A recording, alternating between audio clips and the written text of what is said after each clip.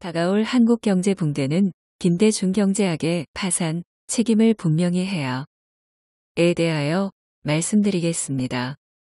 말을 아끼던 경제학자들이 역병 경제 불황의 끝을 이야기하기 시작하고 있다. 결국 구조 조정뿐이다.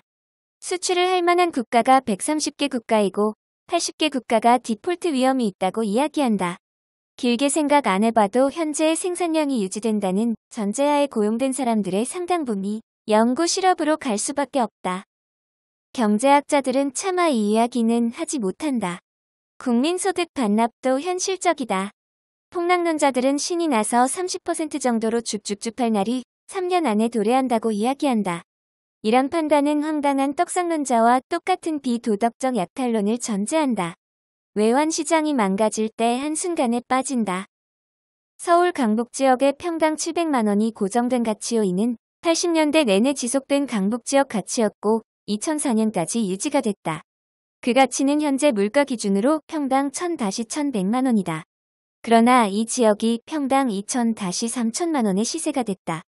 외환시장이 망가지게 될 때 평당 1000-1100만 원으로 전부 고정 세팅될 것이라고 본다.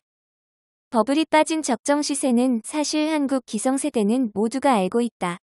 뒤집어 이야기하자. 비고은행에도 몇 개는 망할 수 있다.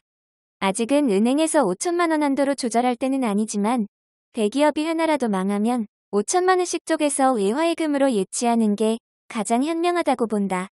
규모가 있는 대기업이 하나라도 망하면 그 끝은 결론이 뻔하다. 시티은행의 외화예금도 마찬가지다. 달러를 사모으는 것은 모르겠다. 일정액 이상의 달러를 손에 쥐는 동시에 정부의 규제 대상이 된다. 대기업이 한 개라도 망하면 과거에는 1년 반이 걸려서 빵 터졌지만 이젠 빨라져서 3달 안에 빵 터지지 싶다. 1998년 IMF 때는 오직 민간 구조조정뿐이었다.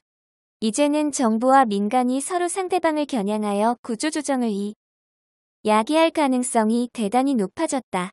98년 IMF 때와 달리 구조조정된 이들의 대규모 거리투쟁이 나타날 것이다. 그러면서 우리는 이러한 생각을 할 것이다. 김대중 교주와 먹물 계모임 문제를 기득권자로서 해체하자. 분노와 원한의 문제로 이야기할 것이다. 그리고 또 이러한 생각을 할 것이다. 제조업 과잉 생산 못지않게 사회각 분야의 과잉 조직이 너무너무 많다는 것이다. 왜 이것을 몰랐을까? 부정부패를 막자고 권위주의로 갈 수도 없고 부정부패를 무제한적 허락하는 김대중 경제학을 유지할 수도 없다.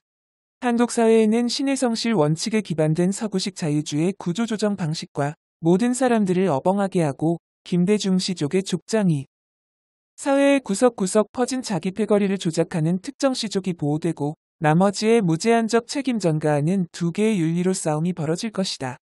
여기에서 부산 경남권 사람들이 우파도 전라도처럼 시족주의로 가도 되잖아 하는 논리가 나올 것이다. 어렵다. 어렵다. 너무 어렵다. 어려우니까 박정희 교주하러. 중국 문명 요순시대 그리며 현실을 잇자는 이야기는 하나마나 한 소리인데 이러한 소리로 노인 코인을 빨 조갑제시는 별개로 생각하자. 한때 검색 엔진에 잡혔는데 인터넷에 무슨 소리만 하면 사라진다. 천도 교경제학이 문제였다. 김대중 경제학과 한국의 민주화 설계가 문제이고 그 속에서 비리 경제를 눈감는 수준으로 민간의 핵심 정보를 은폐하는 것이 서구식 자율경제로 주장한 게 문제일 것이다. 관을 장악한 이들은 민주화 신화의 철통 방어를 내세울 것이다. 민주화 신화가 곧 김대중 교주 모임 개조직의 국가 장악과 동의어니까 도장 플러스 박쥐연합은 그 상황을 확대할 것이다. 그러나 책임을 분명히 해야 한다고 본다. 1998년 IMF 때 박정희 성장체제가 쟁점이 됐다. 제조업 과잉 생산의 직접 원인은 결국 국가주의 관행이었다. 지금의 과잉 조직의 원인은 무엇 때문인가? 경제난이 벌어지면 김대중 아방궁이 쟁점이 될 것이다. IMF가 관을 장악한 군사정권 선호자들의 청소의 계기가 됐다. 미래의 경제난은 어떤 결과가 벌어질까? 구운몽의 주인공처럼 30여 년짜리 긴 꿈의 종료라고 느낄 분들도 많을 것이다. 30년이면 꿀만큼 꾸었네. 구독, 좋아요, 알림 설정.